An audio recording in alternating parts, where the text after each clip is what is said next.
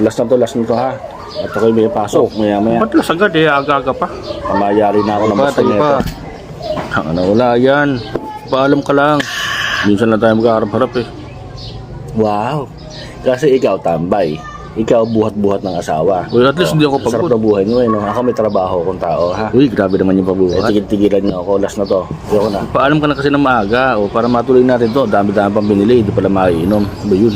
Okay, kailan pa tayo magkakaharap-harap ulit, di ba? Last week, absent ako nung sabi ko nagtatai ako. Nung uminom tayo, di ba? Sabi naman ba, wala nga naging problema. Tapos ngayon na-absent na naman ako, ayaw sabihin ko sa boss ko. Uy, dahilan ka na lang, hina naman ito. Seryoso. Na, tawag mo na. Sige.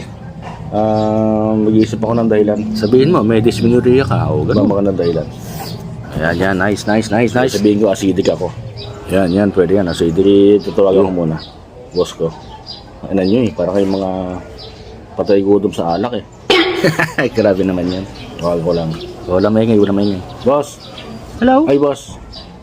Good PM. Oh, good afternoon. Baka hindi muna ako makapasok, boss. Sakit na tiyan ko. Inaatake ako ng acid. Ay, na-acid ka? Oo. Oh, siya. Sige, pahinga mo muna yan. Oo, boss. Papahinga ko muna. Salamat. Iwasan mo muna kumain ng mga ma-acid na pagkain. Ay, boss. Hindi naman ako namumulutan. Puluta.